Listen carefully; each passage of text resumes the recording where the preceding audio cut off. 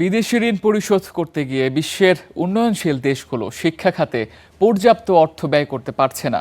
জাতিসংঘের সংস্থা ইউনেস্কো বলছে এর ফলে শতাধিক দেশের শিশুরা শিক্ষা থেকে বঞ্চিত হচ্ছে। বাংলাদেশেও প্রতি বছর বাজেটের অন্তত 15% ব্যয় হয় শুধুমাত্র দেশি বিদেশি ঋণের সুদ পরিশোধে। খাদ্য, বস্ত্র, বাসস্থান, শিক্ষা ও চিকিৎসা এই 5টি মৌলিক চাহিদা মেটানোর দায়িত্ব সরকারের।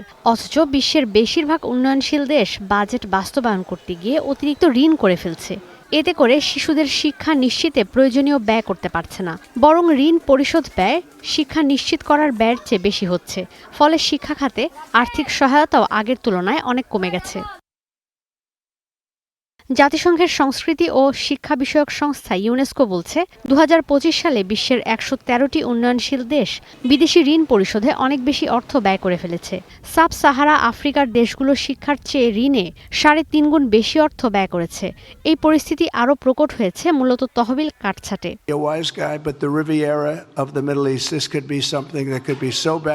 বাংলাদেশেও চলতি অর্থবছরের বাজেট বিশ্লেষণে দেখা যায় এখানে শিক্ষার চেয়ে সুদ পরিশোধের ব্যয় বেশি।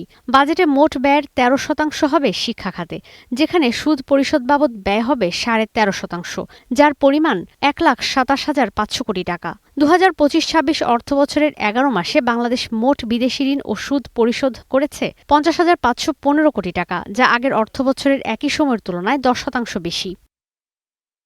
ইউনেস্কোর প্রতিবেদন বলছে নিম্ন ও নিম্ন মধ্য আয়ের দেশগুলো এর মধ্যেই শিক্ষা খাতে ব্যয়ের 21% হারিয়ে ফেলেছে। 2027 সাল নাগাদ এই অঙ্ক পৌঁছাতে পারে 30%। যুক্তরাজ্য ভিত্তিক গবেষণা প্রতিষ্ঠান বলছে দরিদ্র দেশগুলোর ঋণ পরিশোধের পরিমাণ 35 বছরের মধ্যে গত বছর ছিল সর্বোচ্চ। কোভিড, জ্বালানির মূল্যস্ফীতি, উচ্চ সুদহার আর জলবায়ু পরিবর্তনে ঋণ পরিশোধ বেলুনের মতো ফুলে গেছে। এতে সবচেয়ে বেশি ক্ষতিগ্রস্ত হয়েছে শিক্ষা ও স্বাস্থ্য খাত। ইউরোপ আর যুক্তরাষ্ট্র বিভিন্ন দেশের সহায়তার জন্য তাদের বিভিন্ন তহবিল কাটছাঁট করায় পরিস্থিতি আরও গুরুতর হয়েছে।